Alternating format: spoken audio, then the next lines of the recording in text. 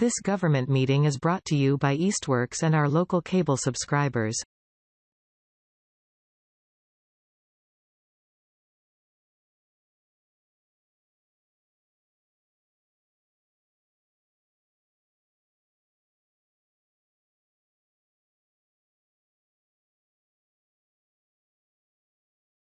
All right, well, let me call it to order the meeting of the Master Plan Implementation Committee for May 9th at 7:07 p.m. And we have President Francine Dishman, Sierra Simmons, Alice Bedecker, myself, Chris Fowles, and we're expecting Christina Madsen. Paul Fergal had a conflict tonight, and Lexi Richard has resigned from Concom, so she's no longer going to be the delegate to Master Plan. So we will have to find maybe another person coming forward here. So let's, I don't see anybody here for open time for the public, so let us jump right into the minutes of our February meeting. I think that was February, was it? Yes, February 1st meeting. So, as we were just looking at strategy 1A, so Alice was great to put in the actual strategy that we were kind of reviewing, and then any comments or thoughts we had about it. So just a couple of typos there, as we just noted in terms of spelling of Paul Deeman and John Furman, and then smart growth rather than smart use on that particular one. Just come down. So all the blue is what I did just to help us read it easier, I think. Something else was ongoing there. Okay, cluster bylaw. So amend the existing cluster bylaw to encourage the use. So what is interesting, and I don't know where we did this, so we talked about a couple of other smart things here, which was this whole thing. It's, I'm not sure, is it East Hampton has sewer capacity. It's the line on Route 10, isn't it? East Hampton's sewer line that goes Yeah. Yeah, I think maybe that's confusing the way I wrote it. Like Yeah. East Hampton has it up to Coleman Road. Coleman. I can reword that. So that's okay. So we'll go through this, and if there's changes to be made, we can just go ahead and approve it with amendments or something like that ahead of time. Yeah. You can send me the corrections. But so it's basically East Hampton sewer line goes up to Coleman Road, and so Southampton has no sewer line, and it would have to try to join in there. So, East Street, the East Street rehabilitation is on the DOT major list. In fact, you'll probably see some DOT people wandering around East Street next week. Oh, they've been here. Yeah, they already this week. Remind me just out of curiosity, because I thought this was such a shocking thing. How many miles of sidewalk was that $9 million for? Oh dear. 1 mile? From here to Whispering Pines. Whispering Pines, so that's up, it's before Bashista's orchard. it's got to be about a mile because At least, Easily. Maybe more. Up to Gun Road would be. It's probably about a mile because I think I clocked it to my daughter. Just bought a house on around the corner there from Bashista's, the Bashista Old House actually. And I think it was like just a little over a mile. So that's stopping right before that area. Before you go up the hill to Bashista's, I've been using that as an example of like why nothing gets done in municipal government. Well, I mean, obviously it does, but think about how expensive. I'll just add a sidewalk. Oh, it's $9 million a mile. Okay. I know. Yeah, no, I forget, Randall has told us how much it is per foot, per linear foot. It's some ridiculous amount. We only get, what is it, we get like 300,000 or something from the state for our road paving every year. I mean, it's like, we don't even have enough to pay 5 I was excited to see these guys out there surveying. I was like, what are you doing? They're like, just for this town. I'm like, good. Yeah. So the Attorney General is still reviewing. I'm not sure what we were talking about there. They were still reviewing the pricing and the costs So maybe let's just add that. Still reviewing, at this point in time, they were still reviewing the zoning bylaws. Okay, and this is under strategy. Yeah. And then suitable housing across the golf course, one house maybe? Is it a duplex possibility or just one house? They said they don't like to do duplexes for home ownership because then you have to have a condo association and condo fees and deal with people disagreeing with each other. So they said. Even for just one house? Wow. Even for one house, if it's If it's two- ownership and two, yeah, because that's what I was thinking. Let's do a duplex. Let's have more people. So those 4 on Pomeroy Meadow Road are a condo I association? guess they must. That's what Habitat said. That's interesting. Well, maybe it's a habitat rule. Yeah. Could be, I don't And know. there is a two-family on 10, up at the corner of Fulmer Road and 10. Is it owned by each of them? I don't know. Oh, yeah, no, that's true. Oh, those are condos, yeah. yeah. I remember seeing one for sale. Yeah, there's several. There's more than a couple there, I think. Yeah, Yeah, right. there yeah. are. It's like I think- a little, Yeah, I think the purpose of the Two condo houses, association is to 4 have Yeah. Two a buildings, means 4 for disagreeing. homes. Yeah, politely. interesting. Oh, well, okay, so anyway, Yeah, we talked about it. We don't qualify for the community development block grant, that's quite true. Then we jumped on to the next chapter, which was mobility. Plan for future growth from Where's the mobility? Can we go back? Yep. Okay, you look. Utilize, so that's the goal. On priority road. I guess I don't remember what we were talking about in terms Now, is this only going to apply to roads, or can we talk about other types of public access? Accessibility, mobility. Well, let me see if I can pull it. This is I think it's, let's just see what it, I'm sure you kind of copied the wording right out of the plan, but let's just take a look real quick.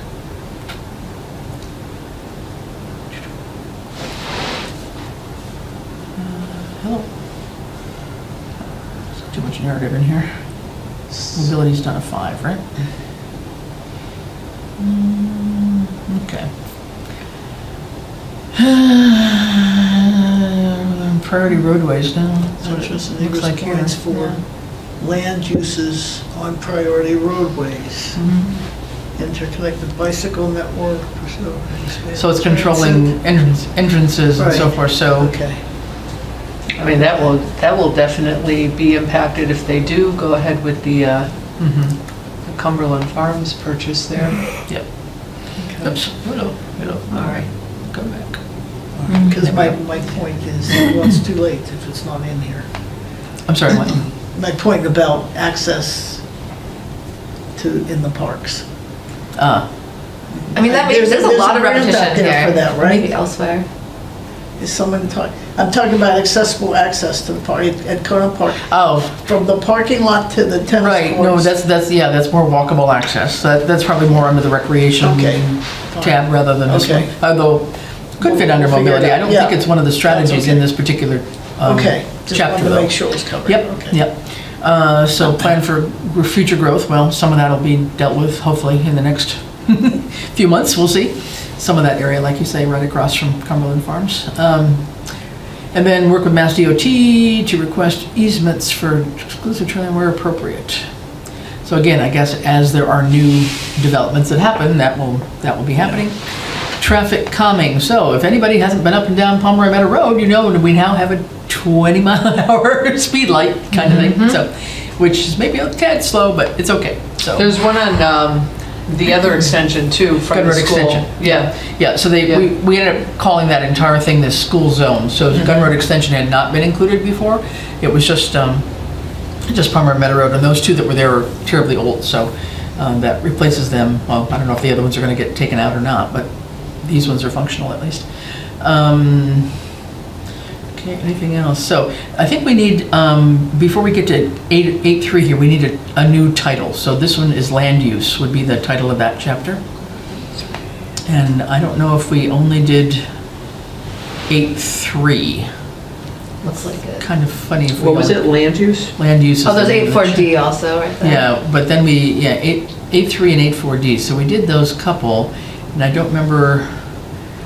Assessors of the land use coding methodology. Oh, I should space 8.4D down, probably. Yeah, probably. Yeah. But then just put a big, bold land use before 8.3 there as the title of the Yeah. chapter, like you had done the others. Let me just pull up that one and just see what's going on. It's kind of weird that we only discussed a couple of them, but maybe we did. We might have just hopped around a little bit. So, 8.1, remember we talked about streetscape improvements briefly, and that was what Paul said that would be like putting, beautification and stuff along the highway. Oh, yeah. And then you were talking a lot about the chapter 40, or Yes, and I think that came up earlier, and that's why we didn't address it again at 8.1, because it came up during a different Okay. section. But what were we talking about? You guys, so the Housing Authority was going to plan on meeting with the planning board, right? Yes. To discuss reactivating that Process, yeah. process. Okay, so maybe let's note that in there, because that's an actual action item there for 8.1D. I don't have anything on that. You were just so interested in the conversation, you I forgot might to take have, yeah, notes. I might have just, yeah, because I don't have it on the actual plan and I don't have any notes. I'm gonna make a quick call to Chris and see if he's coming quickly.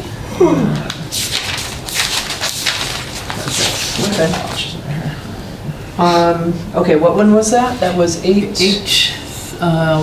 1D. 8.1D? And it was, Housing Authority will be meeting with the planning board to discuss reactivating the,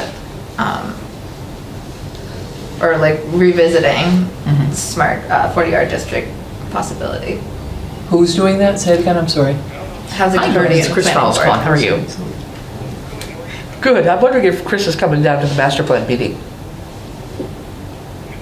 Yeah, we started at 7 o'clock tonight. All right, thank you.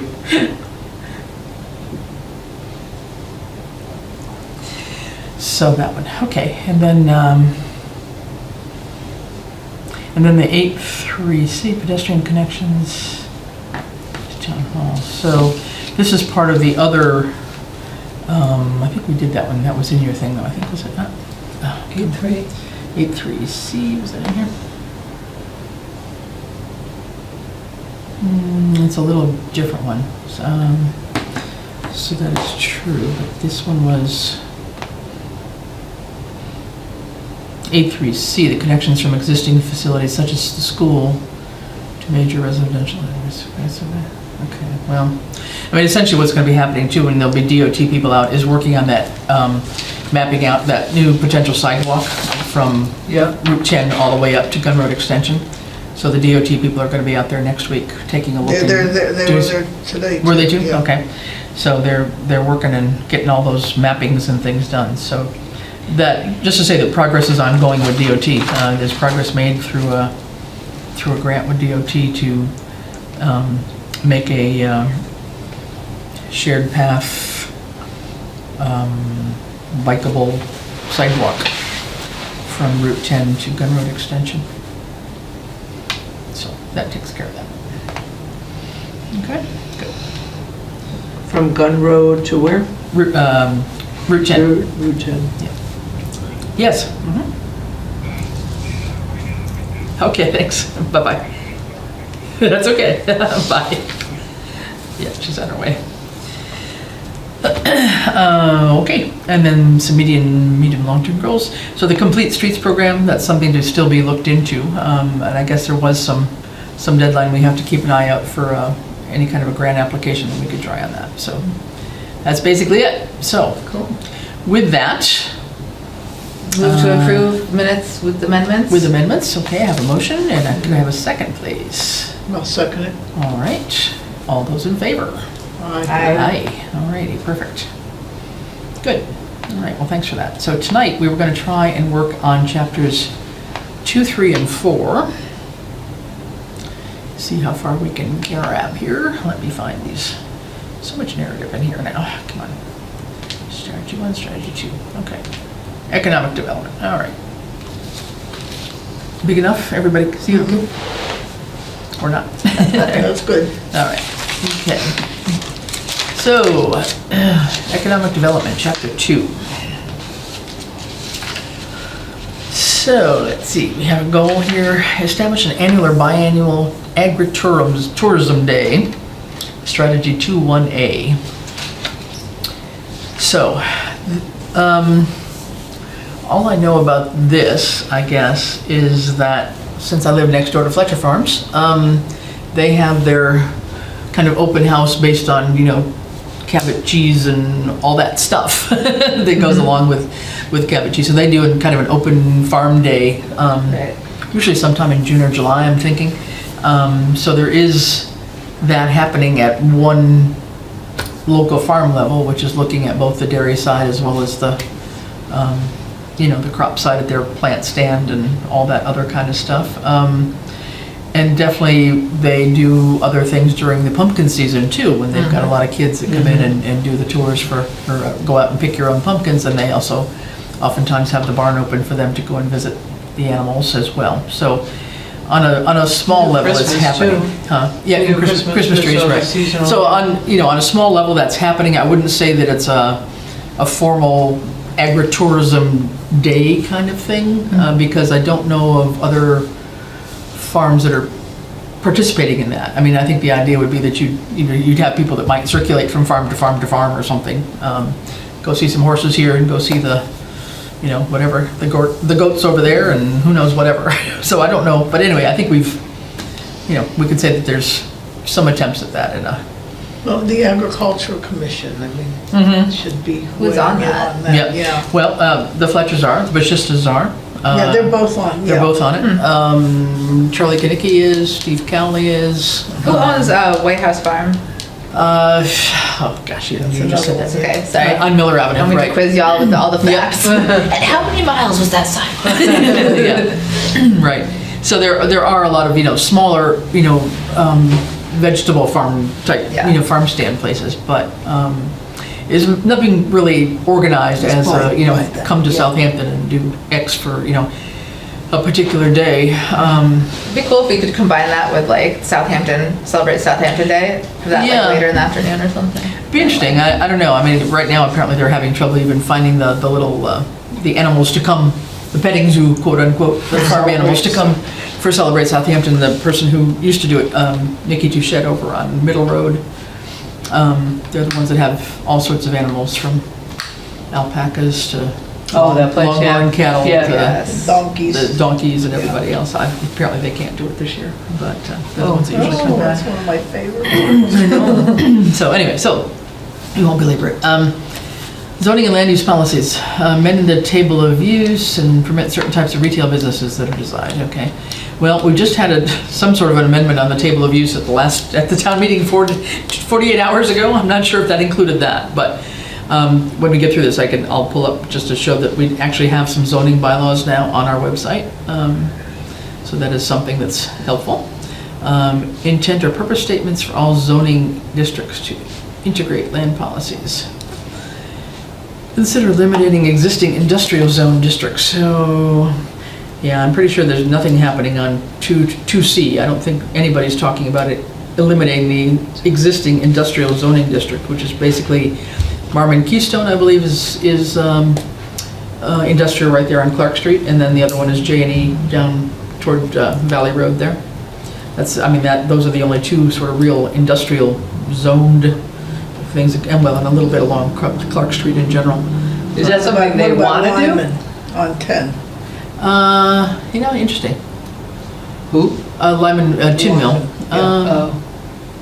Maybe. I'm not sure about that, actually. I've never heard that one being classified that way. I'm not positive on that. I don't know. Do they want to consider eliminating the existing? Well, this was a recommendation several years ago, and I don't know that planning board I've not heard anybody taking that up. I can't imagine why they would want to do that. I don't know.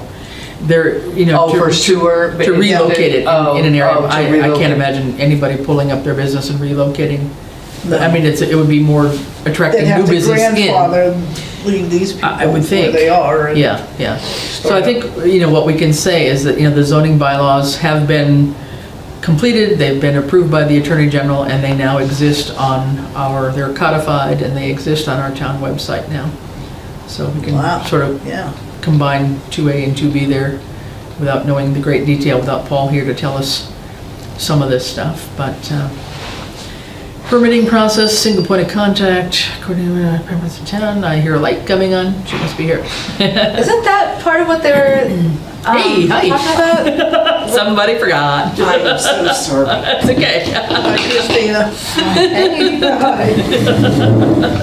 We We're just gave getting you going. all the rest of the work to do. Yeah. We just went through the minutes, and we're just starting through the economic development chapter here a little bit.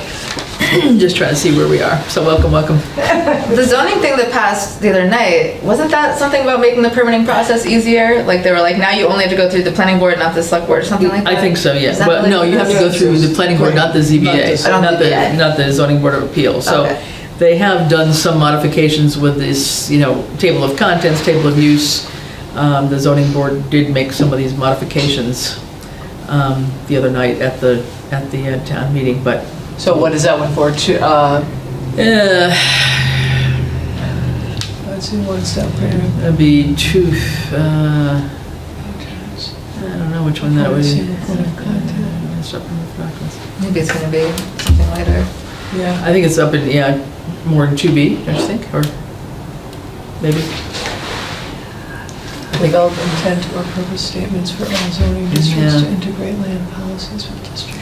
I think what we can do is we can, if we don't, without Paul being here tonight, we can certainly just say, I can send something off to planning board saying, would somebody, take these up at your next planning board meeting and give us a progress report in terms of, is anything happening with these things, rather than us trying to guess what's going on. I'm not aware That's a of. good idea. There is you can get your building permit online. I think there's still some work to be done to coordinate all the bodies that have to sign off on that, from planning board, Concom, et cetera, before somebody gets a building certificate of occupancy. I think you've probably just been through that with your kids, but there's something that they do online to apply for their building permit, but I think a couple things have slipped through the cracks because of the scenic district, for example, on East Street, where that new house is being built right across. Oh, yeah. So that Yeah. theoretically, East Street is a scenic district, so some of that with the trees coming down and so forth shouldn't have happened without approval of the planning board. But Oh, I saw so- some back and forth on the website or something Right. about that. So there's like things they that are just slipping cut. through the cracks a little bit, and part of it is probably because nobody's really enforced that. But there needs to be some better coordination there. So I'm curious what kind of house they're gonna build there. don't know. And that's like, Doesn't all seem the like they've been historic doing much houses very are lately. there, you know? They've got Yeah. the cellar hole, but then it's been, I haven't seen any action there in a little bit. they had to drain it after they dug that hole and then we had like torrential rain and. Well, yesterday- Oh my God, it was like, I was joking, like, look at East Street Lake. Let's put it We got a new lake in town. Swimming pool. Need a fence. There we go. All right. So I don't think that we know too much about any of this 2-3. It's something I can throw back to. So let's say we'll throw it back to the planning board and have them give us some input in terms of what's happening here. And that would go for all of 2-3A all the way through E. Zoning and subdivisions have clear requirement grading bullshit. Maybe that's where that thing about Maybe the new streamlined process goes, with the not having to go to the ZBA. Yeah. So, but And you're also, gonna check with the planning board, you said? yeah, I think this will really go to the planning board. Because I think that's part of the problem, is having uniformity in the review process. Is like, if somebody isn't in on the review process, then something gets overlooked by mistake, kind of thing. So I think that needs to be tightened up probably. All right, invest in infrastructure and provide adequate capacity to meet current and future needs for water, sewer, telecommunications. Lo and behold, here we are. So, I guess what we can say is that at our town meeting of 2 days ago, May 7th, the annual town meeting, the article was put forth to purchase 52 acres of land in addition to a 4-acre donation at roughly, it's 125 College Highway. And this would be, one of the highest priority uses would be for the new public safety complex, but it's also for other municipal uses to be defined. Hopefully some of which would be affordable housing. And one of the things that's being looked at is to see how we could possibly, if we could possibly tie sewer into East Hampton at Coleman Road and run it as East Hampton has done with their rail trail. So East Hampton has sewer right under their rail trail. Whether we could put it under or adjacent to, we don't know. but to see if we could tie in from Coleman Road and come all the way down to the Lynn Drive Paisanos area. See how, if that's feasible. So we have a proposal at select board, well, we have a proposal in to have a feasibility study done by Ty and Bond. And so we are looking at that, trying to figure out where we have money to make that happen. But they would do a feasibility study to see if it's even possible to do that. And if so, then that would be advantageous to be able to put it in at the same time as construction is going on the actual bike trail. Such an Which is exciting another year and a half, prospect. 2 years out before that begins. But Is there negotiation or permission that has to come from the railroad? it does too. So Scott's got to call into the head of the railroad and just to talk to him about it a little bit and try to see if we can just clarify a couple of points in the deed that we were given as to whether we have some of the utility rights clearly enough, or if it has to go back to the lawyers again. But we're going to try and see if we can iron it out kind of amicably without having to go back and pay more lawyer fees if possible. Right, but it did happen in East Hampton, so that it has But happened. it has happened, but theirs has been open for 20 years now, and it was purchased in a different manner.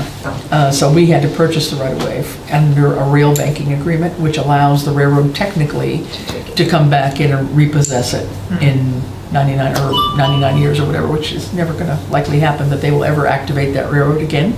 Be highly unlikely anyway, in today's day of technologies. But because it's purchased that way, we don't technically own it outright. We have the right-of-way. We own the right-of-way, but we don't Own the land, own the technically. property. Yeah, it's kind of a fine line. It's kind of like leasing. Semi in a Well, it way. is a lease. Although we paid for it, but yeah. So anyway, so just to say, there's progress being made all of a sudden within the last 48 hours, and we'll see. So this is the land that was put forth at town meeting. It passed the town meeting vote, and now has got to be put on the ballot for the residents to actually vote at an election, to be determined sometime in the next 3 or 4 months. And the address is 125? That's the technical number of it now, I think. Of the small portion, not the whole. Oh, no, okay, yeah. What is the total? It's So it's still zero. 117 to 125, maybe? I think it's 117 to 125. It's a broader portion that, you're right. Yeah, it used to be called Zero College Highway, but now it has a number. Okay, so that's starting to happen. So that could be a variety of things that might come in there, which could be, I know Dylan wasn't at the meeting the other night either, but he had been talking to us about having that overflow for the park fields, Yeah. et cetera. We may end up possibly looking at that also for the senior center, since that has fallen through on Clark Street now. Oh, it did? Um, I was wondering about that. Yeah, there's too much wetlands to have enough area that's buildable, contiguous buildable area. Oh, okay. So it doesn't have enough for the leach field and the septic and the parking lot and the, in a reasonable space without disturbing the wetlands to more of an extent than was realized. Infrastructure importance 2B, 24B, permit resident interested. I don't know of any other things happening there right now. There might be something happening that could be of a grant nature, but sidewalk and traffic improvements, I'm not aware of anything offhand. So that's another, just a question mark. We can throw that one back to planning. But I think if we give section 2C, 2, 3, that whole section back to planning board and ask them to comment on it for the next time we meet, that would be good. Okay? Alrighty, so that takes care of that one. While I have it, if I didn't lose it, did I lose it? No. Okay. So, just to show you, if you haven't had a chance, let's backtrack here. So you can go into, I'll just go way back out. Let's just see if it works. Let me not lie here now. So go all the way back to town. And what you can do is hopefully put in zoning bylaws.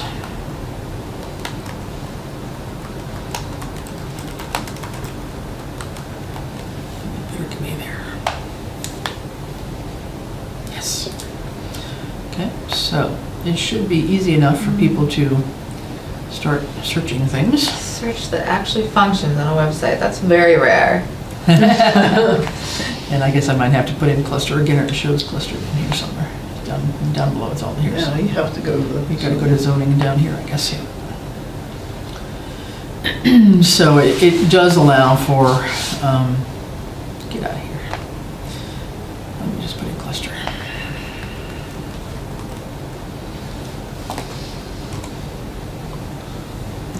Okay, no, cluster.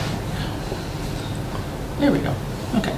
So this defines all that. So as we were talking about, doing something about cluster development, there is actually zoning bylaws now that have been updated to do this kind of stuff. So all the zoning articles are in the 275 chapter, and all the general bylaws are before that. But it's all codified now, it's cross-referenced, it's much easier to search and find what anybody needs to search. So a lot of the planning board stuff that they've been working on has resulted in the updated zoning bylaws.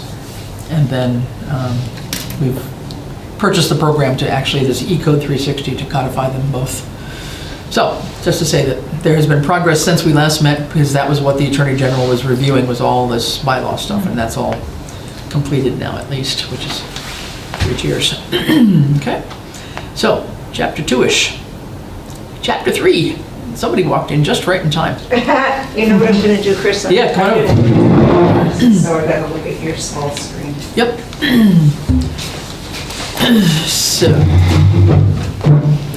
So historical, what do we got here? What is this one? 3? Historical and cultural, what do we got here? What's it called?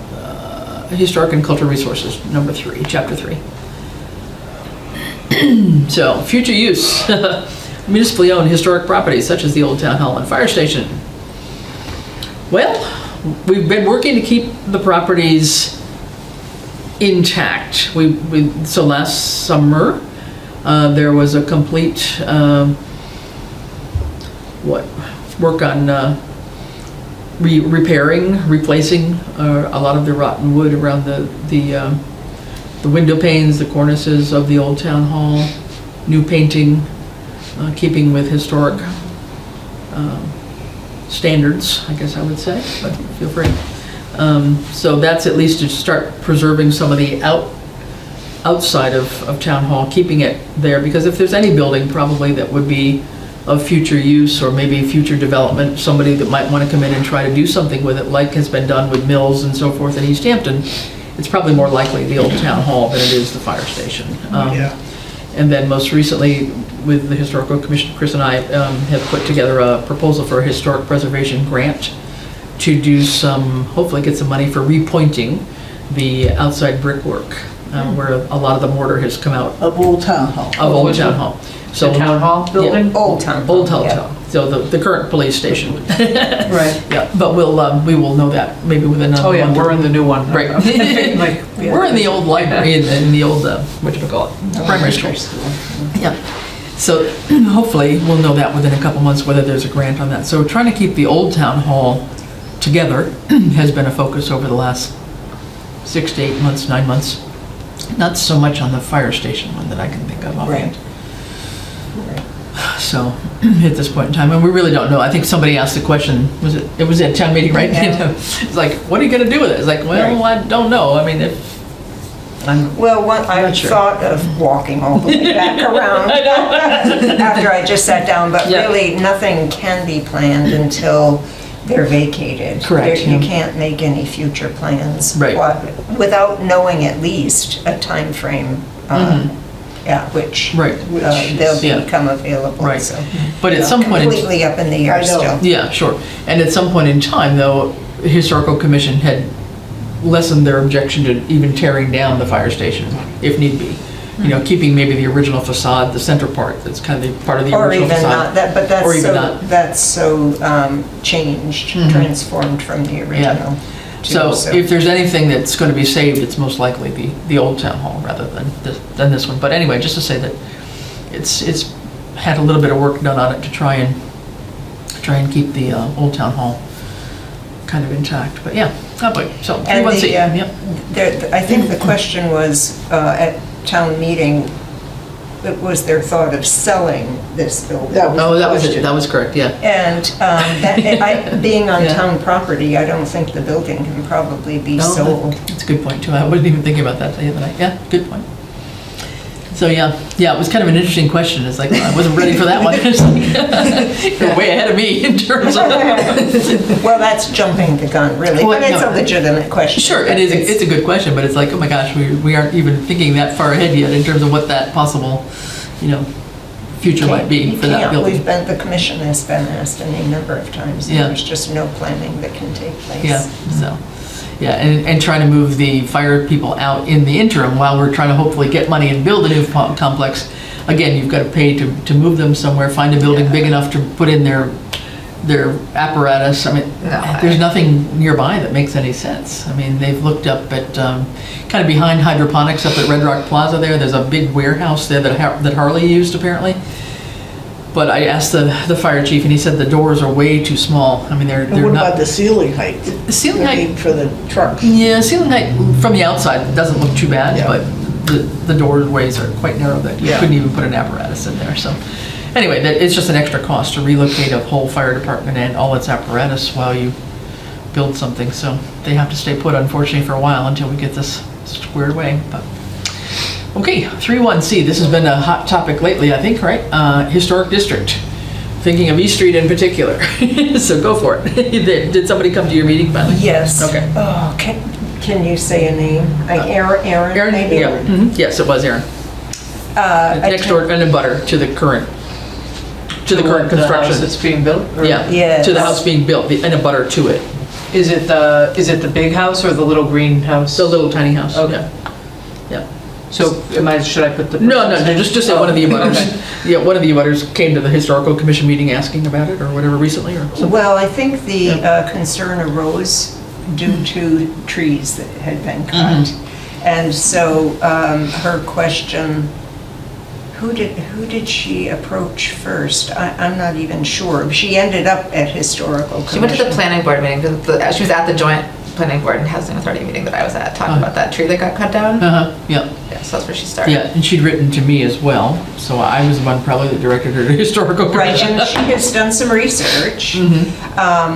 And indeed, I could confirm that is a designated scenic road, and it is within the historic district, but so being within the National Historic District, there are no limitations on what can happen, but being a scenic road, the restriction is that trees can't be cut without planning board approval and stone walls can't be removed, touched, changed in any way.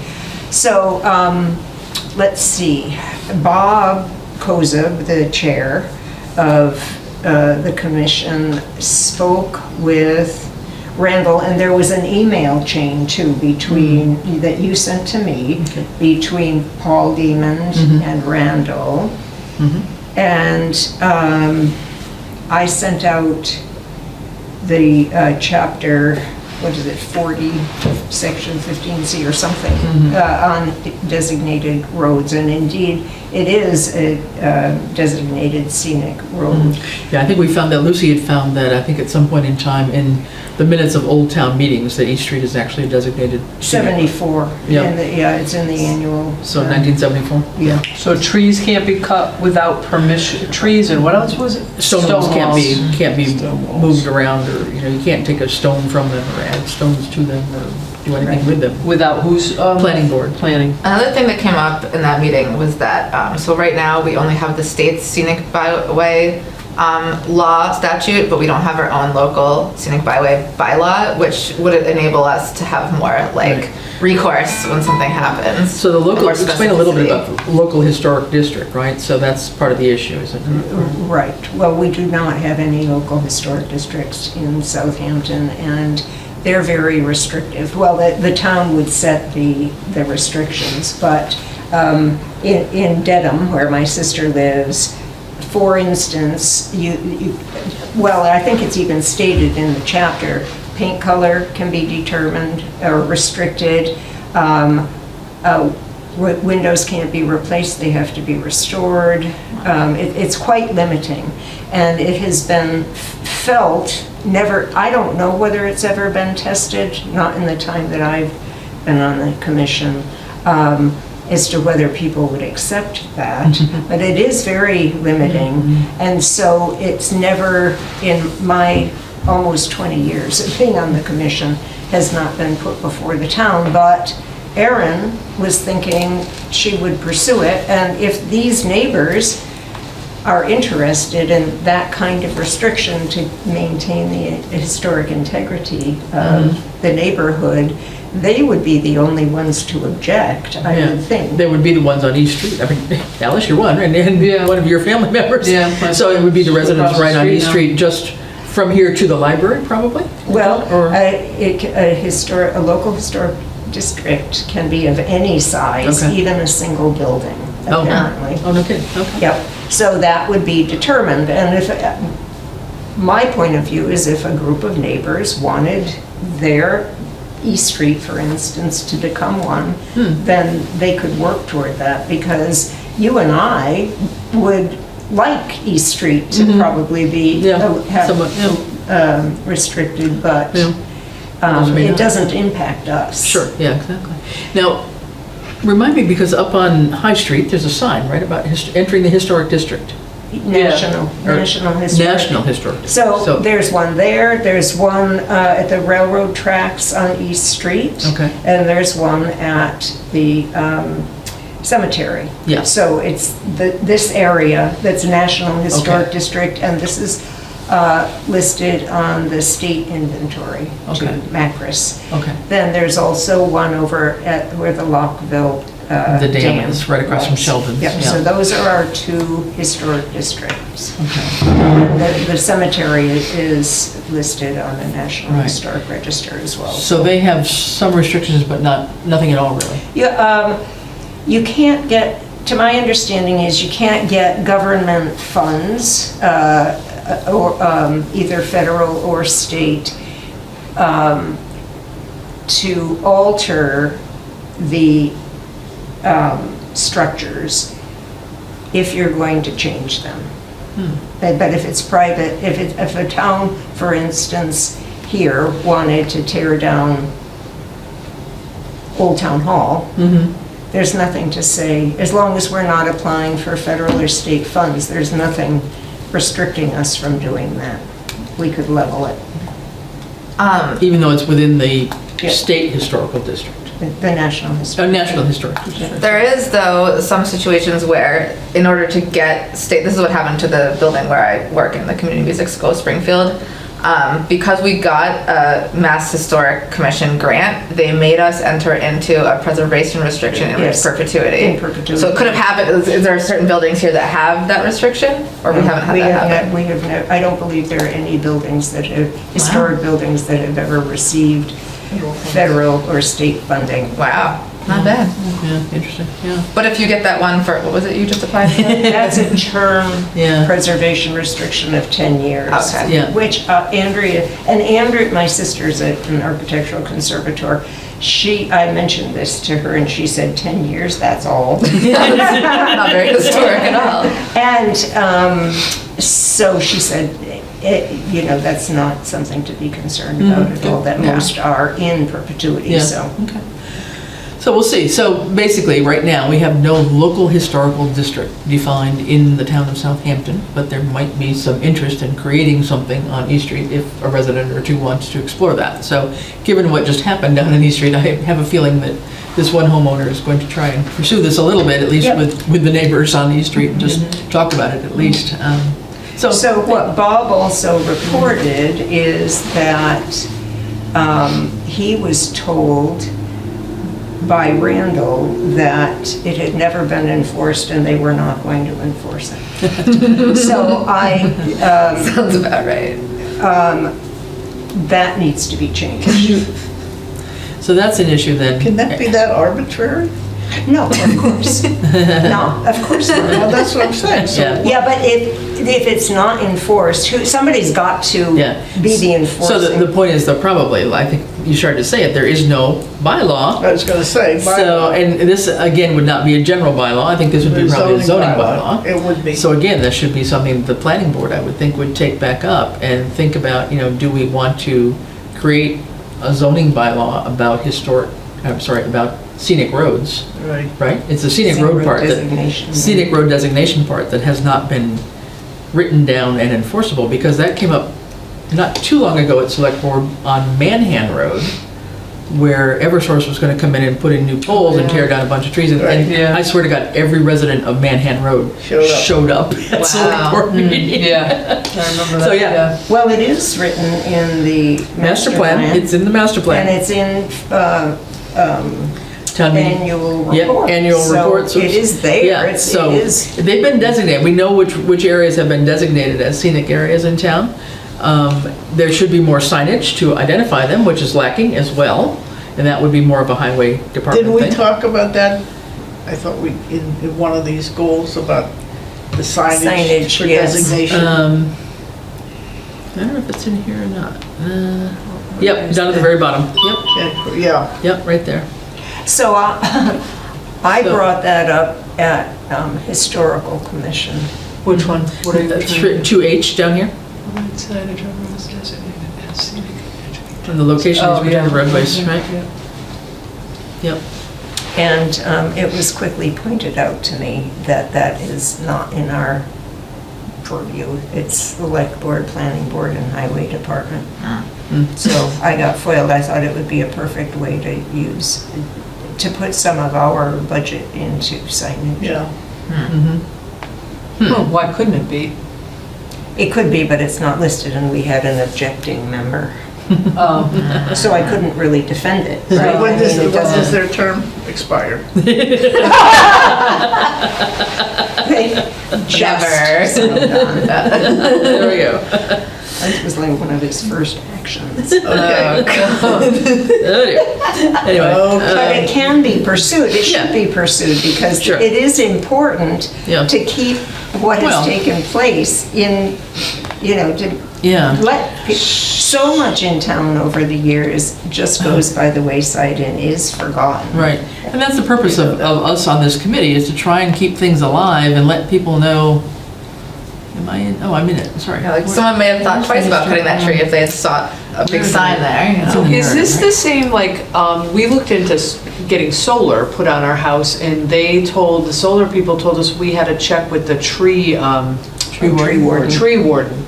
And now, wouldn't these people have to check with the tree warden before they went cutting those?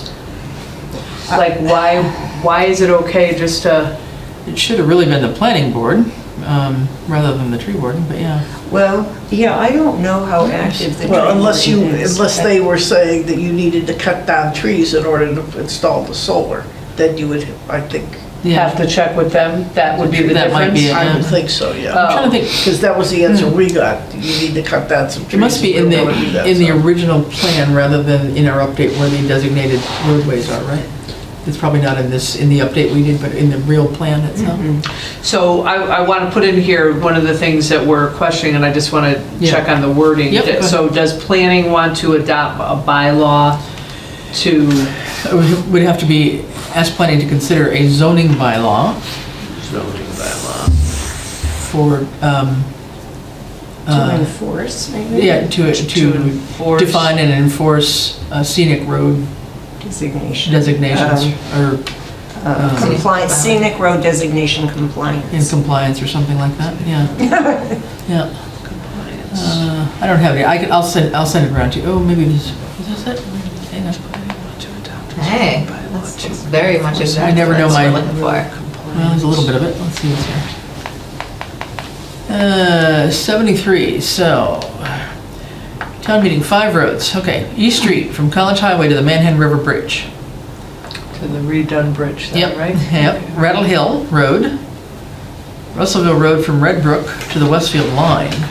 Yeah, that makes sense. Okay. Cold Spring from Glendale Road to the West Hampton line. in Gun Road from Pleasant Street to College Highway. I mean, these are pretty long, Yeah. long areas here. And then shortly thereafter, so there is a mass general law that should be the basis for a zoning bylaw here to go in on. And then since then, there were other roads that were designated. So Manhan Road, which is why those residents came out, Maple Street, and Mountain Road. And chapter 40C, section 15C it's the same thing as chapter Okay. 67 of the Act. Okay, yeah. So there is, it's not like we're having to create something. Whenever you create bylaws in a town, they can be more restrictive than the state. They can't be less than the state. So we can make them however we want, but this, they would rely on this MGL, Mass General Law, or chapter whatever, 67, same thing, as their founding raison d'etre kind of thing. So anyway, I think it's worth saying that, Master Plan would recommend that, Planning Board at least take a look at, thinking about creating a zoning bylaw. Yeah.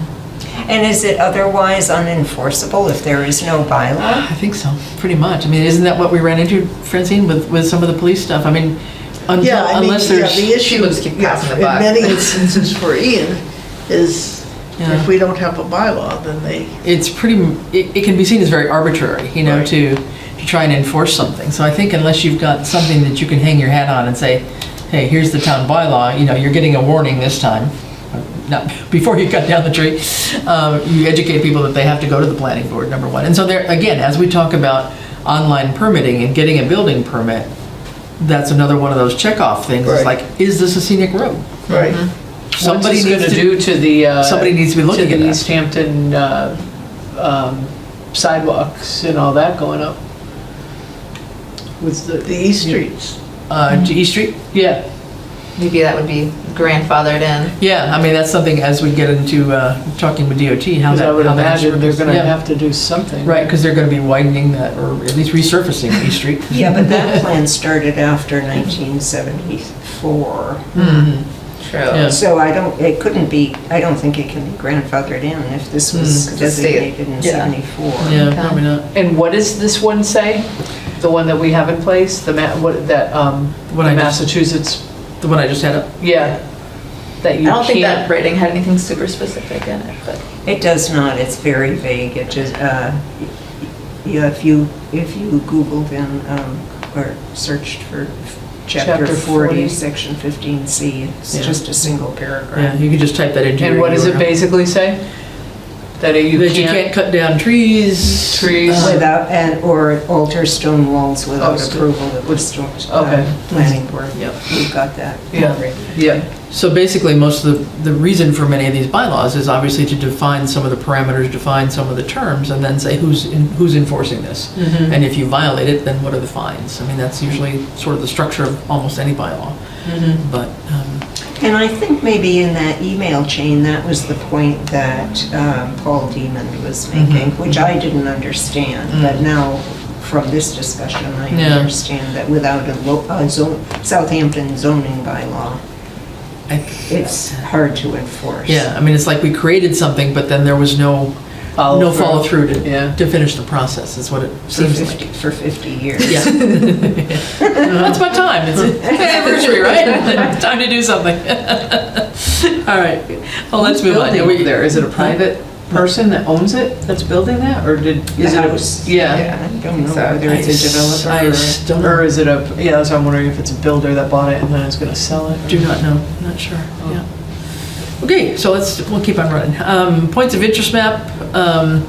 I think that was something we looked at. It was created years ago by Mr. Hendrick, right? Yep. And it exists, but it's a little, I don't know. Well, it's arcane. I mean, they Yeah. are points of his interest, and, which are great. He's our local historian who said, how old is he now? 100? He's 100 years old. nearing 100. Oh, wow. is that the guy who created the computerized one that the library had? Different guy, okay. No. No. No, he doesn't use the computer. Okay. I have it, and he updated it and crossed out a number of things, and he added a couple of things. Yeah. But then again, we got into, at Historical Commission, there was another discussion, and this was before the new members had joined. But the map itself was put together by the Conservation Commission. So members on the Historical Commission felt that it was up to the Concom to go to the trouble of updating it and not us. So again, it's just sort of... Yeah. So it's more of a historic, point of interest map. So a lot of it is former, it's old cellar holes. Yes, there are no structures on Yeah. it to speak of. It's old places, stones out in the woods that you have to follow a path. It's kind of interesting. For 2 miles. It Yeah. is, but many places we couldn't find, Yeah. quite frankly. Yeah, or some brook or something that is no longer there, or whatever. So he did go through, I have the list of how he wanted to edit it. So the material is there. The question is there value in trying to keep this going? It is there are many places on it that would, many of them are on private property, and you can't really access it like he has always Yeah. felt free to do, so. Yeah. Can I just Yeah. ask, when we originally put this together, the intent was for the committees and commissions that were responsible to periodically meet. Yep. Is that happening? At historical? Yeah. Well, we are working on it now. No, but are you meeting with conservation or planning? Oh, no. Okay, No. that's what, okay. No. To Probably push the collaboration was the intention. Sure, yeah. there. I think part of it, so the one thing that has happened is obviously planning and housing, just to talk Right. about the 40R That- district. yes. Yeah, that's one example. That's the one I was like a couple weeks ago. Yeah, exactly, but it's, if it starts, it's Oh, good, good. but yeah. So on this one, when it was made known to Concom that they had developed the map, Concom wiped its hands of it, washed its hands of it. They would Yeah. have nothing Okay. to do, So- as you might imagine, back at the Yeah. time that would take Yeah, place. and as if we have a town webmaster as well, but Yeah, anyway. and we do have Yeah, the that's citizen interesting. volunteers in the Sure. form of Mr. Hendrick. Yeah, we do, and it's something, if it were something that, we thought was worthwhile doing, maybe we could find an intern or somebody to work on it as a summer project, to update it or put a narrative with it, or, Well, that is true, and it's Something. very possible that Charlie Fisher and/or Barry Searle, new members on the commission, might be willing to have a hand in it as well. okay. I'll bring it up at our next meeting, just Okay. to see if we have any Yeah, sure, willingness. yeah, okay. And then, obviously, 3-2B ties right into it, so you can't do a driving tour based on it yet, by any means, so that's Well, kind no, Exists, right. yeah. impossible to do that one. So, first of all, is to see whether we can, whether it's worthwhile to update the points of interest and who might kind of take the lead on that, irrespective of what was thought about. And again, these, come from the original report that we updated, 4 years ago, thereabouts? Maybe these are not always the relevant parties to work on it currently, I don't know, but. And there may be a more welcoming Concom at this time too, who'd be willing, there might be someone there who'd be willing to. Yep. So landowners for public access to key historic sites. I'm not even sure what we'd be totally thinking about there, but it would first be to identify what are those key sites. The lead mine, for example. What else? I'm not sure, but once those sites were identified, then figure out putting some signage there. That doesn't seem like a hard thing to do, but. No, accepting the issue there is liability and landowners allowing Yeah. public access onto Okay. their land. That has been brought up as a concern. Okay, but again, maybe it could be, 1 or 2 days a year. There was a special, historic tour of Southampton. There's a thing that crossed my desk this week of historic destination, cultural destination grants. It's like, great, but what would we attract anybody to come to Southampton for exactly? So it's like Right. there's money out there for all sorts of strange little things, and it's like, So it wouldn't be necessarily open-ended, so everybody could go find it any old time, but maybe there would be a, historic day or weekend or something like That's that, where people would interesting, yeah. open up to let people do that. Maybe. Yeah. I mean, I don't know. If that's Well, possible, but- historically too, like at Old Home Days, Mr. Hendrick used to give tours around, I don't know necessarily on Old Home Days, but also Herman Andrews Oh, yeah. used to do the tour over at Tycarmody Yeah, every right. every Old Home Day, every Yeah, August. so that doesn't happen much anymore. So a lot of that history is gone now too, in terms of those good minds. But yeah. Okay. 2E, schools to create classroom history and oral history projects. So I don't know, has the commission worked in the past with the 6th grade class or anything up at Norris to do something? I know- Well, again, historically, or in the past, Yeah. it was usual for, I think, grade 5. There were 2 grades, I think, who would spend a day of school at the old schoolhouse. And that stopped about, 5 or 6 years ago. And I think there was perhaps one teacher at the school who was interested in doing that. So there has never been anyone who's gone into the schools, but there were always 2 classes that came to spend a day. And my understanding from the Historical Society, which, if you're not aware, so the Historical Society is the Clark Chapman House people, different from the Historical Commission. So they've apparently opened up a school tour again, and I think they just had one school tour that did both Clark Chapman and the old schoolhouse. And I think it was 3rd graders that might have come in, literally last week. So they might be starting school tours again, I don't know. That may be, but that has not been made known at an historical meeting. Okay. So I'll ask at Yeah. our next meeting. Okay.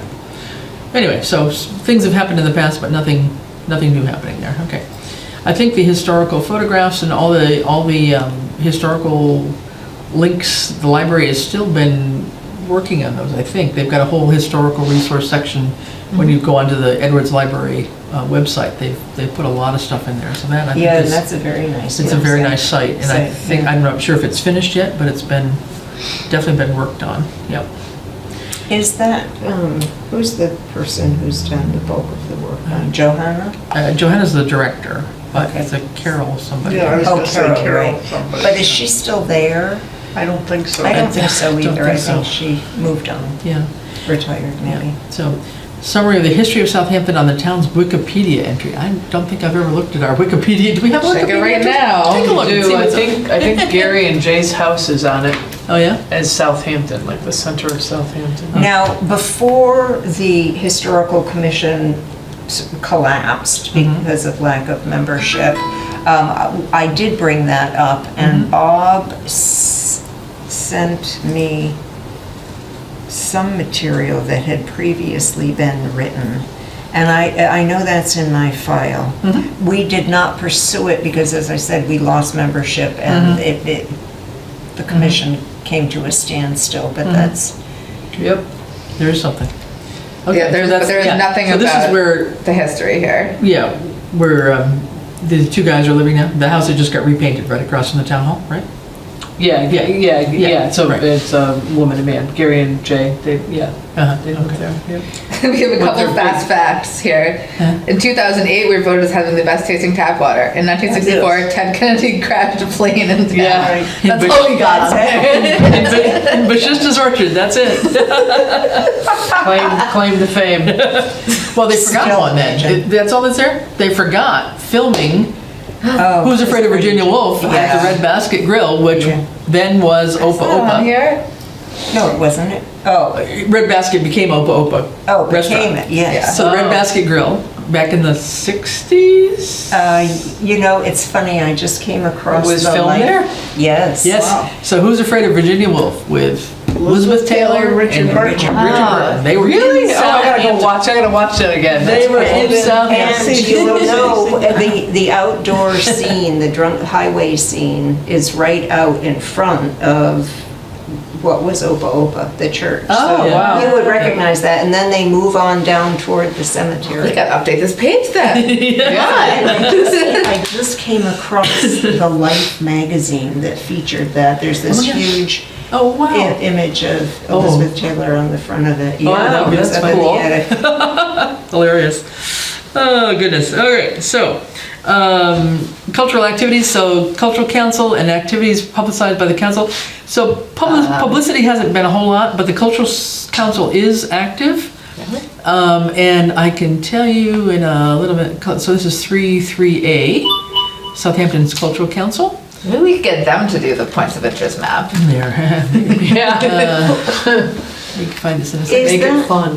The cultural council is a town, Well, there's a Massachusetts Cultural Council that gives money to the towns. towns. And right. this past year, I believe we got. Not know we had one. Let me find the grant page here. I was reading the headlines there. Oh. Can't do that. We'll be done quick, don't worry. Grant committee, yeah, grant committee. So I finally got the word from Lucy, who's one of the members of the grant committee, and I think oh, there it is, yep. So Cultural Council. So previously, we had no clue. I mean, they're very quiet. We don't see them. They get applicants. So this is what was awarded. So it's on our town website now. Oh, we have a small little budget for our cultural council. Look at So that. it was a total of $6,700, I believe, that was handed out to all these different things this past year. So this is the first time that I've ever seen it publicized, because I made it be publicized. But every year they've given out some grants. A lot of it, I don't know if a lot of it, but some of it at least goes to the, does it not go to the, I was thinking it went to the summer concerts. Am I not seeing that? I thought Lions did that. Well, no, Oh, Lions free yeah, summer it's a little bit concert. of both. So, yeah. Yeah, there it is. Yeah, I think the women's club had it for a while, and now the Lions Club has taken it over. So that's a portion of what the summer concerts cost. The summer concerts, I think, altogether cost like around $5,000. So this is just a tiny, Oh, the stories at Norris, is that when the authors, I guess, yeah. yeah. So anyway, so these are the Maybe things love that that. were awarded. So just to say, the Cultural Council is active every year. They award something. This past year was about $6,700 worth. So. How do people, these organizations know? Is it advertised? Not very well. The state puts it out saying, okay, the applications are open, and then usually the towns advertise it and say, okay, we're ready to take applications now. So, Do they? Does the yeah, council do well, that? they do, but not broad enough to really get a lot of, I mean, I'm amazed that they got, what was it, 32 I said there, something like that, or what Lucy said? They must have a really small You budget. got Yeah. 12 grants. Because if they had to turn down 2/3 of those grants and Yeah. all the No, grants were like 6,700 is the total that's all they had to total give. for the town. Wow, yeah. So that's what was given out, yeah. So anyway, just to say that they are active, but no, that's one of the things we need to do is get their application form out on the website and stuff like that, so it's a work in progress, but yeah.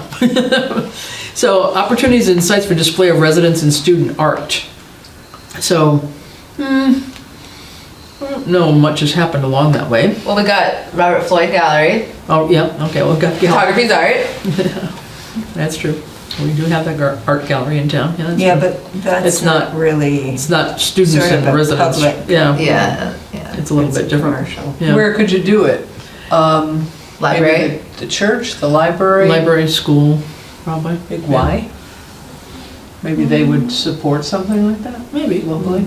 Might, maybe. They don't have a lot. They don't do a lot of letting people put flyers and stuff. Yeah, But- there, it would be more, well, it'd be kind of small, but I mean, the Pure Food Market being a local family, they would be more likely to Oh, yeah. Yeah, support it that'd be cool. than Big Y, which is a bigger I corporation. know, like in coffee shops, you see that sometimes, Yeah. like Yeah, kids art and, Right. you know, right, Get a, yeah, but yeah, we don't so, have, but, trying to think. yeah, so just things, a lot of towns these days are doing murals, which I think are just, fascinating. They're putting out a contest or, just hiring an artist to come and, around a theme and do a mural or something like that. So there may be some possibilities going forward, but nothing right now that I'm aware of. Well, we're even having a hard time trying to figure out where to put those signboards for the public safety complex. There really aren't I know. public spaces. It's very hard to find. Where a lot of people, where there's a lot of traffic. Yeah, where people congregate, exactly. No, it's tough. I mean, the library is probably the busier Yeah. place of any Yeah. compared to stuff. So, okay, And that's just limited to those right, yeah. who are library Yeah. goers. Yep. Yeah. So this is all kind of tying in, and I think probably some of the notes you took already, Alice, will tie into some of this stuff on 34A and 34C, enforce regulations for officially designated scenic roads, so that's what we've just been Yeah. talking about. Oh, yeah. Adopt zoning regulations, sign regulations. So we do have sign regulations, that does exist. So like when urgent care came in, for example, they could only have a sign, so high, so big. I forget if it allows neon or not, but we do have a sign regulation bylaw, I'm pretty sure of that. So that one does exist. If we look in the bylaws and just put signage, I think it will show up. And there's nothing to, there are no regulations to protect open space Right. or views, right? No, I don't believe so. No. So this is all the stuff that there is no regulations at all on this stuff. So I think, again, these are ones that we'd like to kind of tie back to planning board in terms of these things and Yeah, the see what their views, I mean, reactions are. that, oh my God, there's been, what's the street up above us there that runs parallel, Maple, not Maple. Street? Yeah, High Street. High Street. That I've seen like so many houses go in there that you look back and you're like, wow, that's like right in front of that other house, was there for. Oh, yeah, I'm thinking about how mad those people probably blocking are. their view now, it's like, oh my God, Yeah, no, exactly. there should be something in place for that. Yeah. So that's kind of the challenge, is that there's not been enough, set out in terms of parameters of what, what we want, and we haven't had a town discussion about that kind of thing. And again, I don't know what the level of support would be. I have no. With more building going on, it's something to pay attention to. Yeah, it definitely is, So I think in general, we can just, kind of group these together, just saying that these are, Pleasant Street's another area. yeah. Where they put in massive. But again, if it's private land holdings, Mhm. you can't do anything about it? limit, Oh, it's well, you awful. can't limit what takes place on them, I don't think. know. Could you adopt zoning regulations that would protect scenic Well, what if views? something's in like chapter, like preservation, conservation chapter? Doesn't that have certain restrictions on it, like that, protection? Under something that's got a conservation restriction on it, you mean? Yeah. Not necessarily. I mean, It prevents you from developing it, but it doesn't necessarily. yeah, I mean, prevent you it from- allows certain activities to occur on it, and certain ones are prohibited, but it might have a somewhat of a protection. I mean, Oh, I think it does, I mean, I don't think you can alter the no, you can't alter landscape. it, but I mean, I don't know, other than For having. views, you mean? Yeah, I Yeah. mean, having a scenic view from somewhere, I don't know that. Yeah. Yeah, I think the issue is that the places that we're talking about are privately owned, and that's why we can't really do much about Yeah, it. I mean, we do have, if we look at the list of things from Concom, the number of acres and the number of, parcels that are under conservation restriction.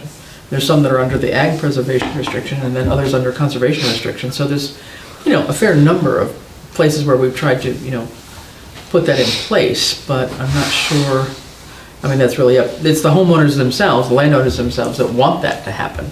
So they're the main enforcers more than anybody else, I think, in my mind, of their own conservation restriction. No?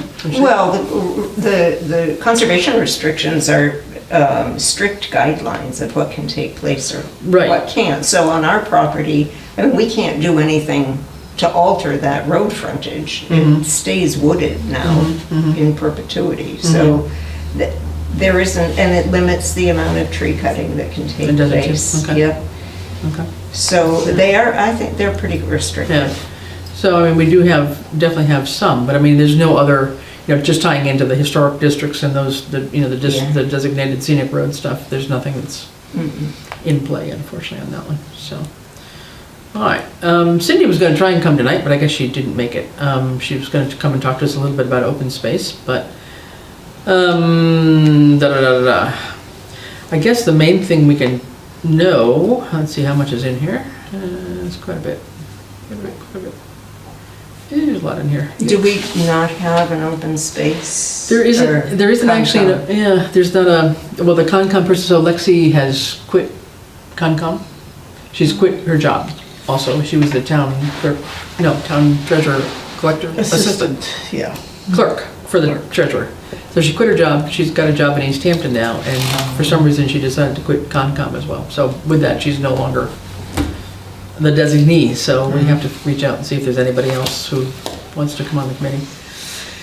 Don't know about that. I think the main thing we can say about this without belaboring it, I'm sure we could ask Cindy to give us a little bit of a, I'm in the wrong one, am I not? Yes, I am. I'm already in the wrong one. back up. I bumped around. Where's 4? Here we go. Public presentations about the benefit of smart growth policies, cluster development.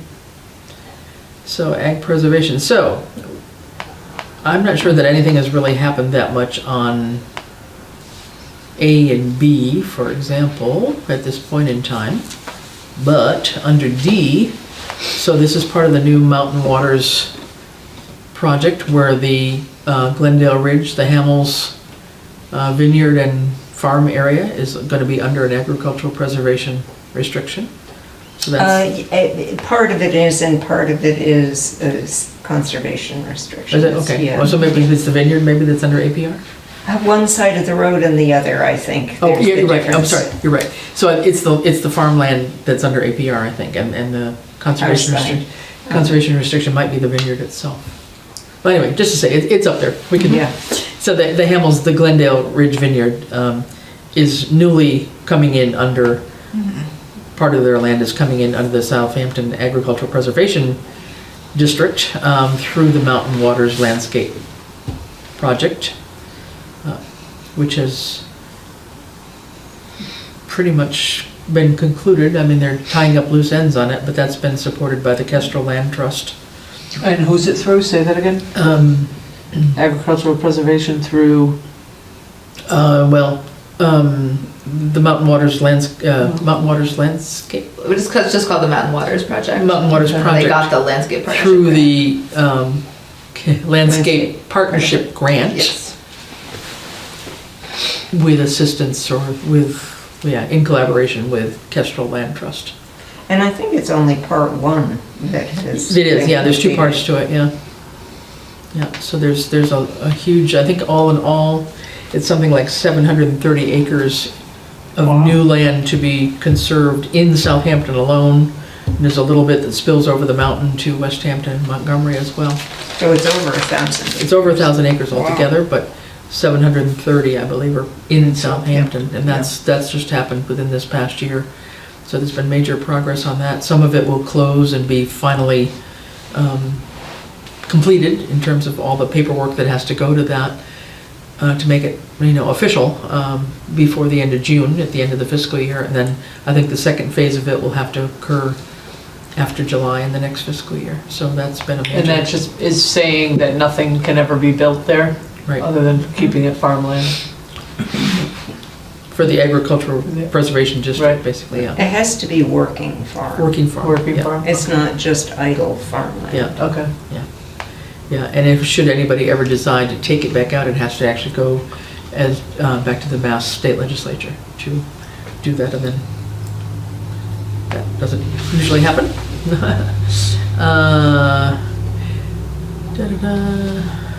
Reconsider the draft.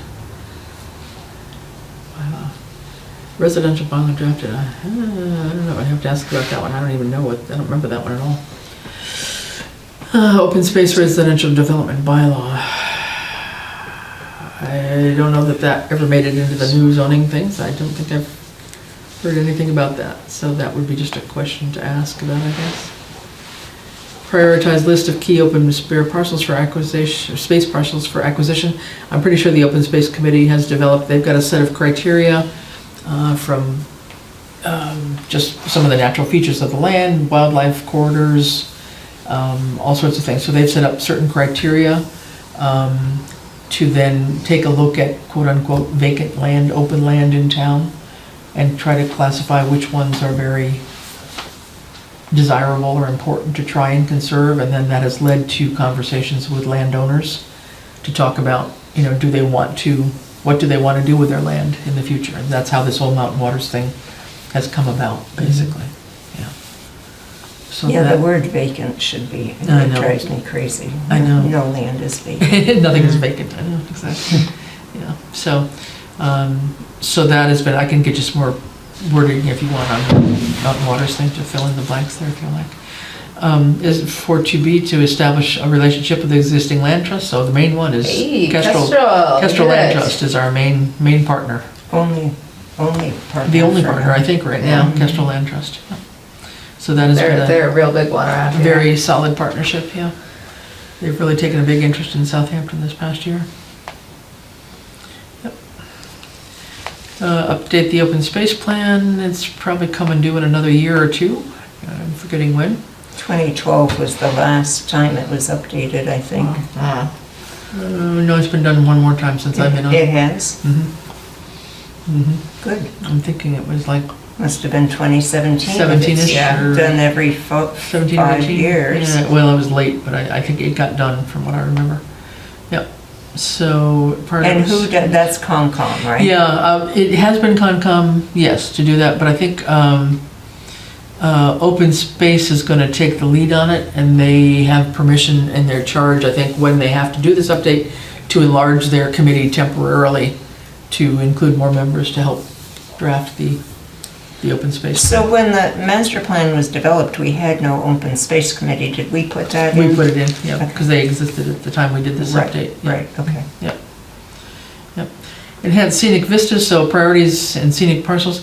So again, one of the ones that is part of, I don't know if there's a town list of designated scenic roads. Okay, we've talked about those. So this is under this one twice again, scenic roads here.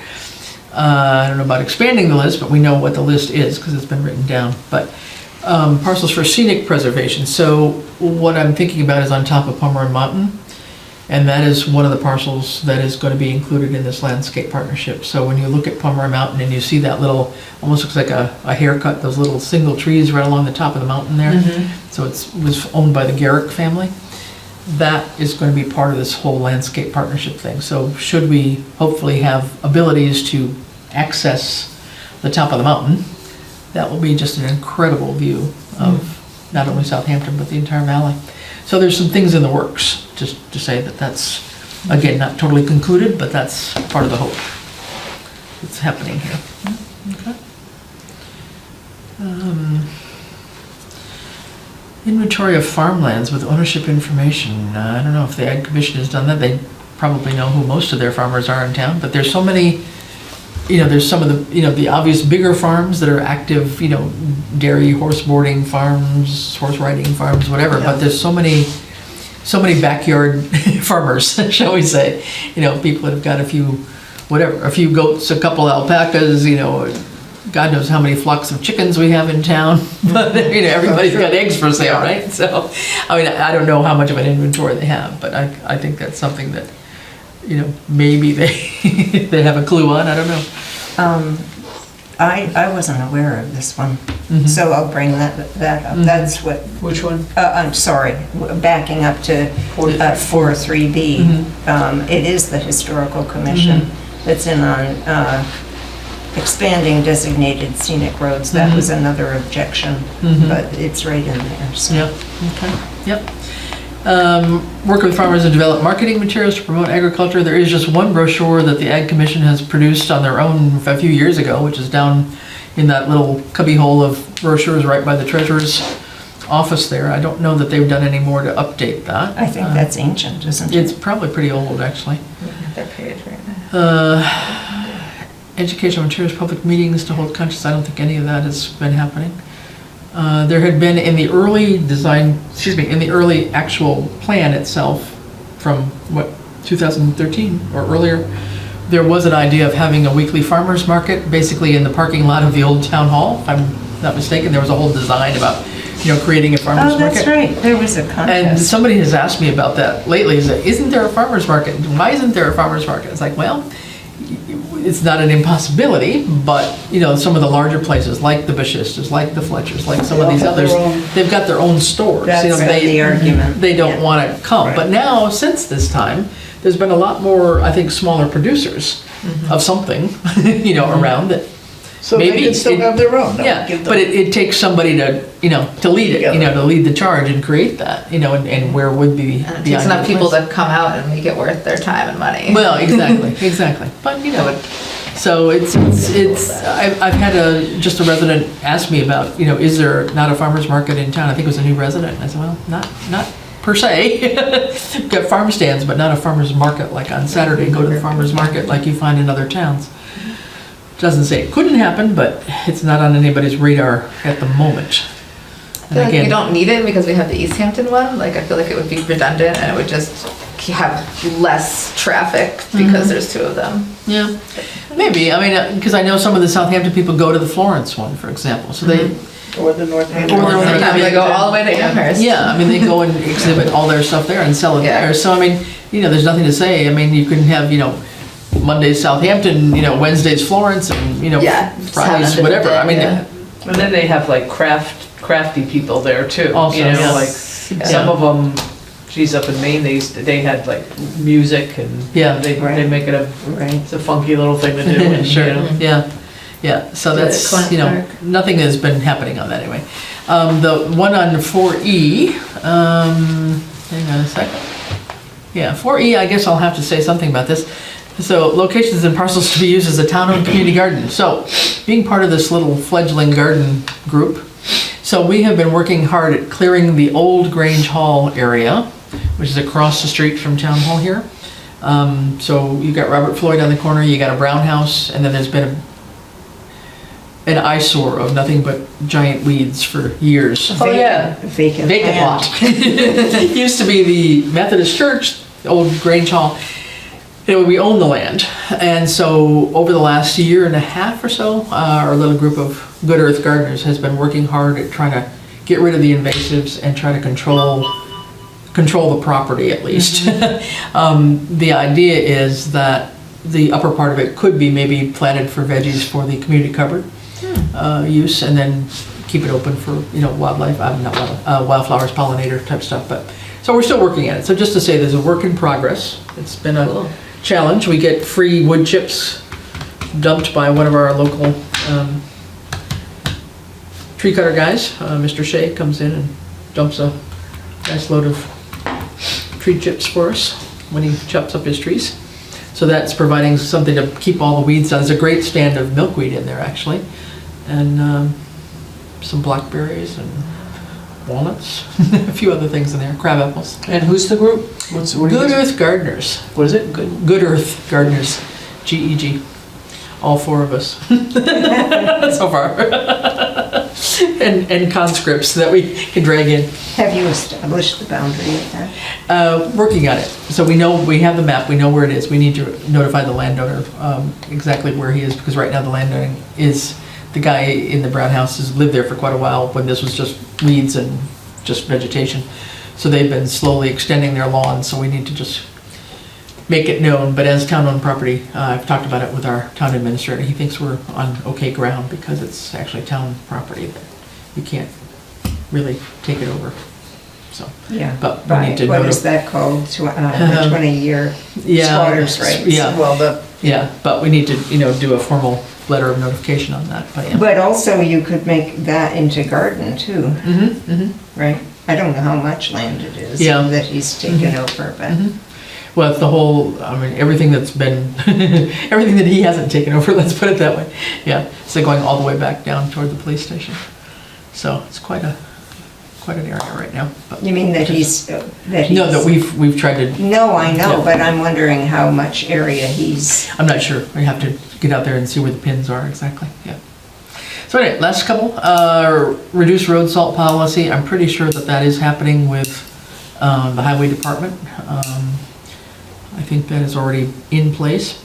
And then actively participate in the Barnes Aquifer Committee. This is the BAPEC, died on the vine many, many years ago. There was some interest to revive that.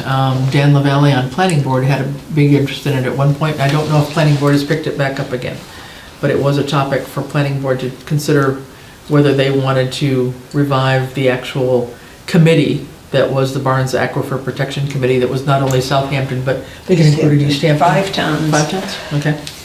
And you know now that if the purchase of College Highway goes through, it would be good to have that kind of oversight committee as the town thinks of developing. Yeah, yeah, exactly, yeah. So, good thoughts. So that's kind of, I think where we, is that all? I hope, oh no. Oh, there's more. Oh my, hold on. I thought I was done. Sorry guys. No. Conservation.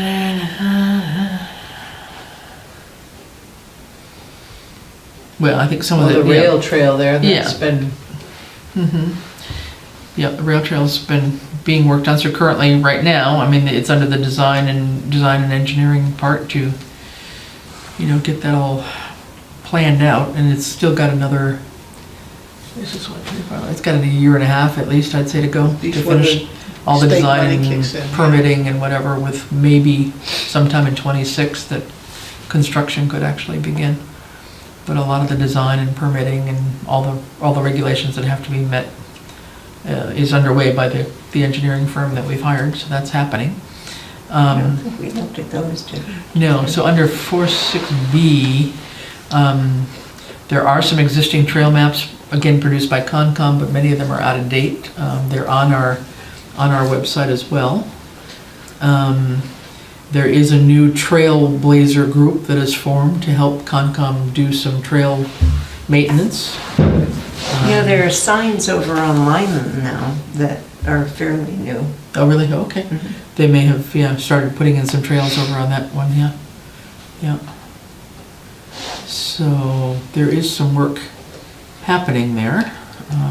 yeah, how about on Pomeroy Meadow? There's a little wooden sign up on that little lot now.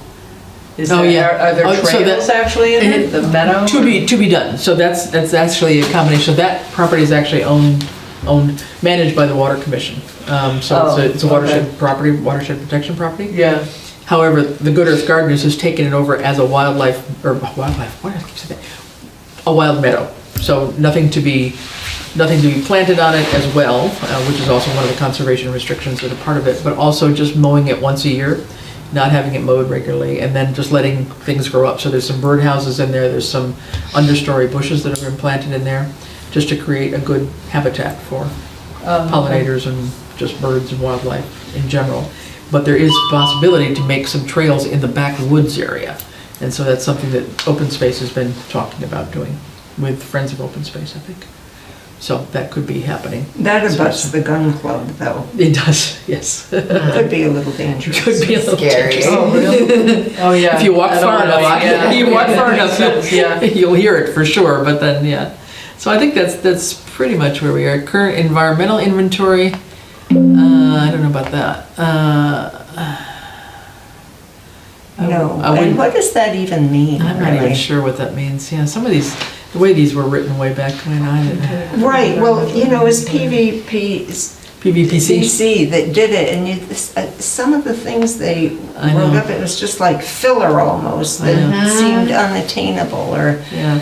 Well, and this is after, we went through and, in code. culled out a lot of stuff and tried to make it, down to what's the relevant stuff. And it's still, as we look at it now, 4 or 5 years later, it's like, oh, I don't know about this one now. But I think, there's some progress being made for sure. But let me just get out of these ones.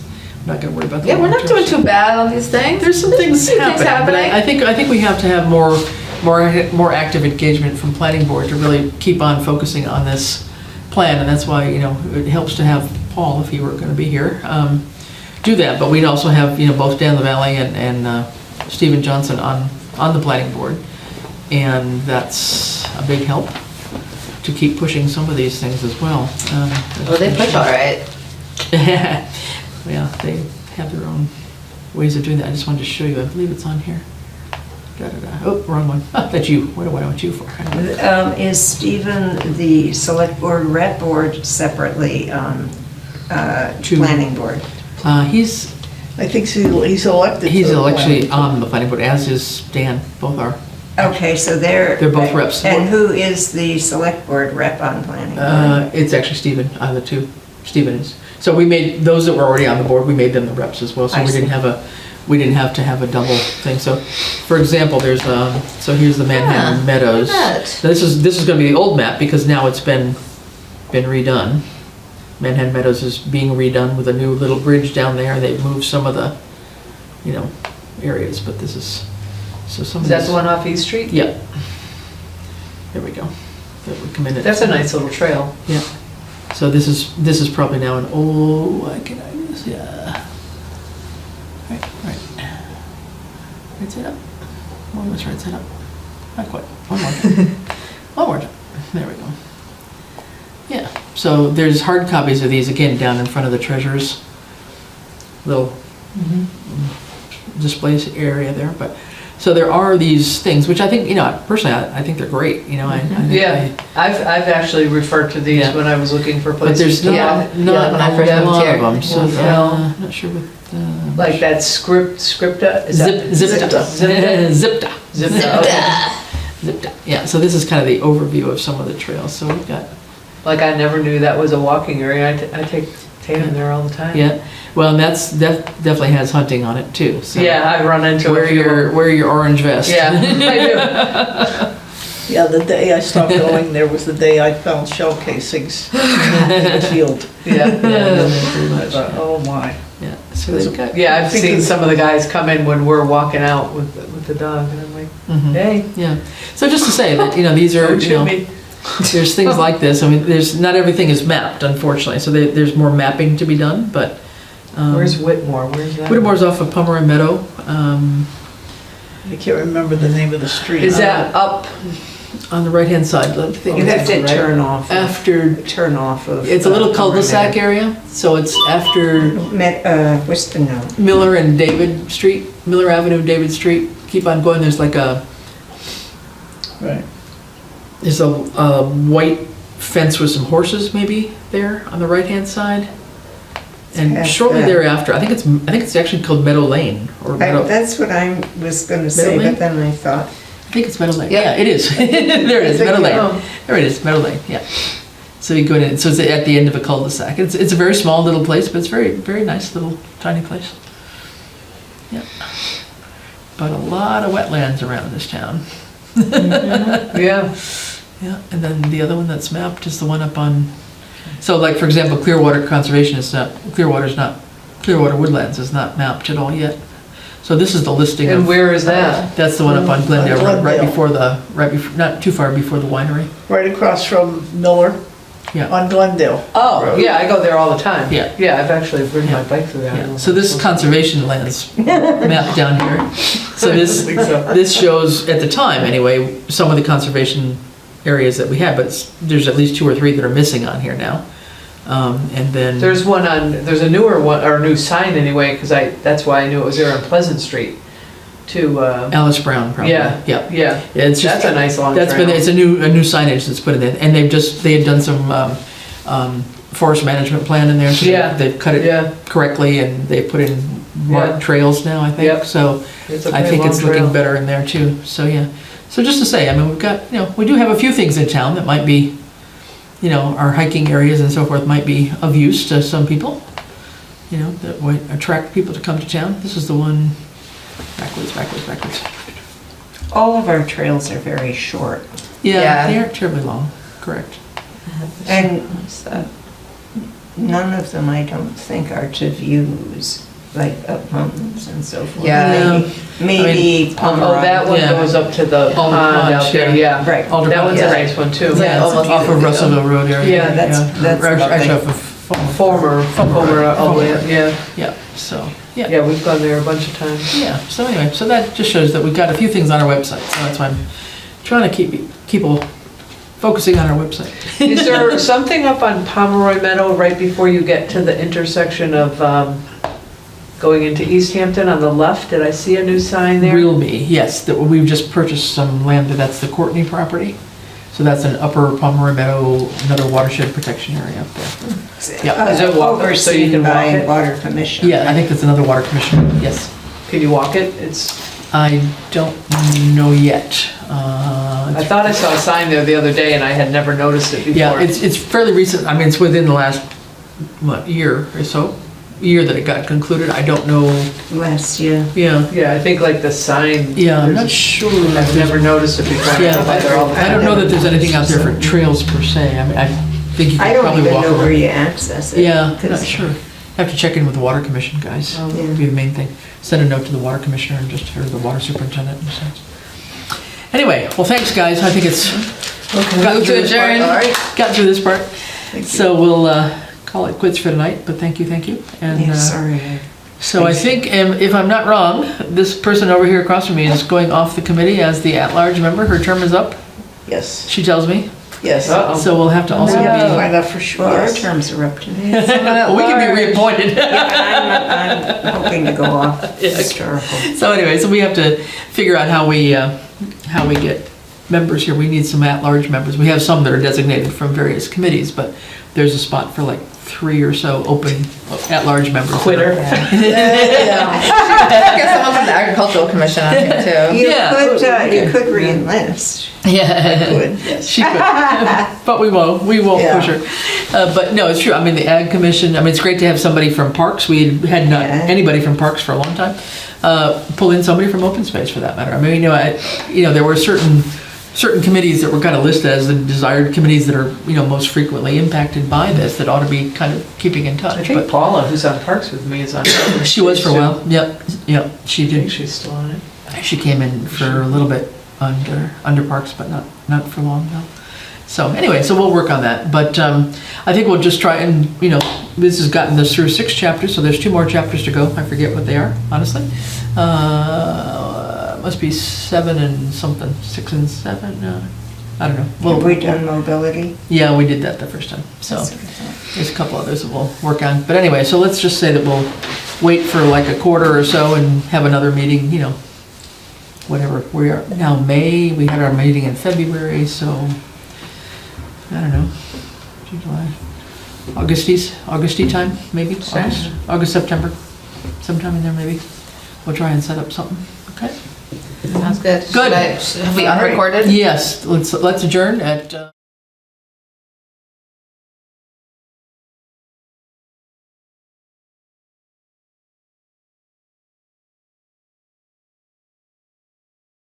This government meeting is brought to you by Eastworks and our local cable subscribers.